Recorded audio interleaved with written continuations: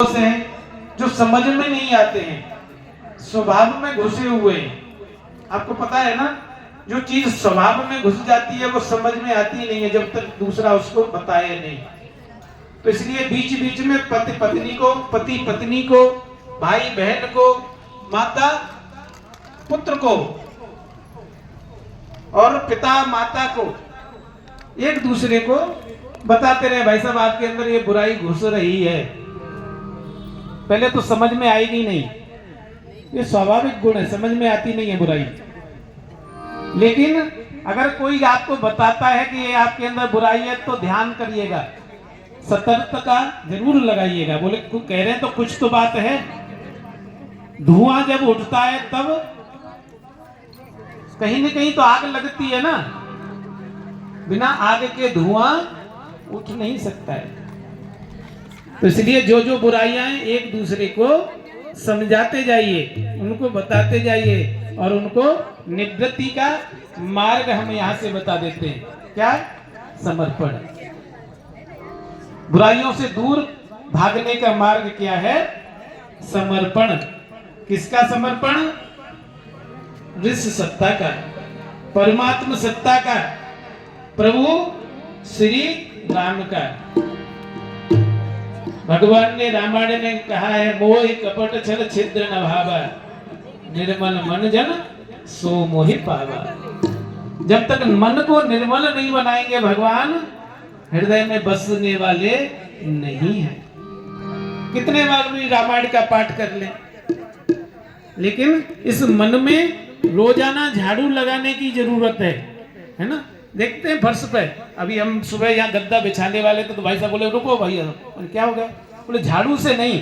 बोले क्या करेंगे? बोले पोछा मारेंगे इस पर तो वो धूल साफ हो जाएगी। लेकिन हमने कभी मन में पोछा तो मारा ही नहीं, कितनी धूल जमी पड़ी है। कलमस कसाय बुराइयां की धूल कितनी इकट्ठी हो गई है, ये हम आप सब जानते हैं, है ना। उनको निकालिए, धीरे धीरे निकालिए, एक साथ नहीं निकलेंगी, है ना। कुछ संस्कार हैं, जन्म ले गए हैं, नहीं निकलेंगे, लेकिन ऐसा नहीं है कि खत्म नहीं होंगे, खत्म होने वाले हैं। तो आइए एक एक करके बुराई अपनी आज से निकालने का प्रयास करें। क्या करेंगे?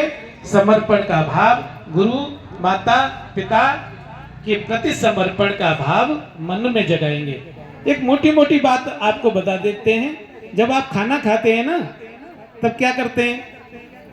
जब जैसे ही थाली आ जाए तो हाथ जोड़ करके बैठ जाइए, ठीक है।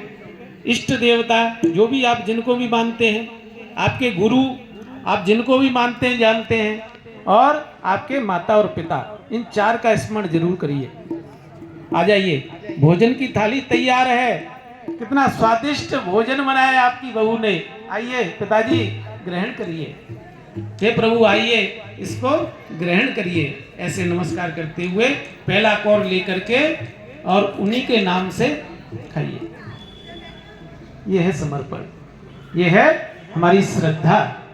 एक काम, एक अच्छाई यहाँ से आज जरूर लेकर के जाइए, ठीक है। और एक बुराई छोड़ के जाना है ना। दक्षिणा होने वाली नहीं है जब तक आप बुराई छोड़ेंगे नहीं, तब तक, क्योंकि जगह ही नहीं है। अच्छाई जब जाएगी और वहां सीट खाली नहीं है तब क्या होगा? अच्छा फिर वापस आ जाएगी, तो सीट खाली करनी पड़ेगी एक बुराई की। अब वो कौन सी बुराई है? वो है बुराई आलस्य। आलस्य को त्यागिए। गृह कार्य में, सामाजिक कार्यों में जो जो आलस्य है उसको आज से त्याग देंगे, है ना। अगर पत्नी कहती है कि अरे जल्दी उठ जाओ, संडे है, आज बहुत सारे काम करने हैं, तो उसकी बात सुनेंगे? बताइए, नहीं सुनेंगे? सुनना है, पत्नी की बात सुनना है। अब आप बोलेंगे आप पत्नी का पक्ष लेने लग गए, ऐसी बात नहीं है। आप पत्नी की बात सुनना है। इसलिए सुनना है क्योंकि पत्नी गृहिणी है, घर को संभालती है, उसको पता है क्या क्या काम हो रहा है, क्या क्या नहीं होना है, तो उसकी बात सुन लीजिए। 6 दिन आप बॉस की बात सुनते हैं तो एक दिन पत्नी की नहीं सुन सकते? सुनिए ना, सुनना पड़ेगा ना घर चलाने के लिए। आइए समर्पण का भाव अपनाएंगे अपने इष्ट गुरु माता और पिता के प्रति समर्पण का भाव, एक अच्छाई और एक बुराई आलस्य को त्याग देंगे और धर्म पत्नी की शरणागति चली जाएंगे। शरणागति का मतलब संभालिए, ये आपका घर है, अरे देके तो दीजिए। लेकिन हम तो पकड़ के बैठे रहते हैं। क्यों भाई, क्यों पकड़ना है? घर में फ्रिज कहाँ रखा जाना है उनको डिसाइड करने दीजिए। आप विश्वास नहीं करेंगे, हमारे साथ एक मित्र हमारे काम करते हैं HAL में, नासिक में। वो बोल रहे पंडित जी हमारा आधा घंटा इसलिए डिस्कशन होता है कि आज बनेगा क्या। अरे भाई इसमें क्या डिस्कशन है? पत्नी की पता है पत्नी को क्या सब्जी है, क्या बनाना है, तो उनको डिसाइड करने दीजिए ना, उनको बनाने दीजिए। इसमें आपका क्या निर्णय है? आप जब विवाह के जो वचन लेते हैं उसमें गृह कार्य में धर्म पत्नी को प्रधानता दूंगा, यह एक नियम है, एक संकल्प है, ये आप वचन लेते हैं तो घर में पत्नी को करने दीजिए, जैसा कर रही है करने दीजिए।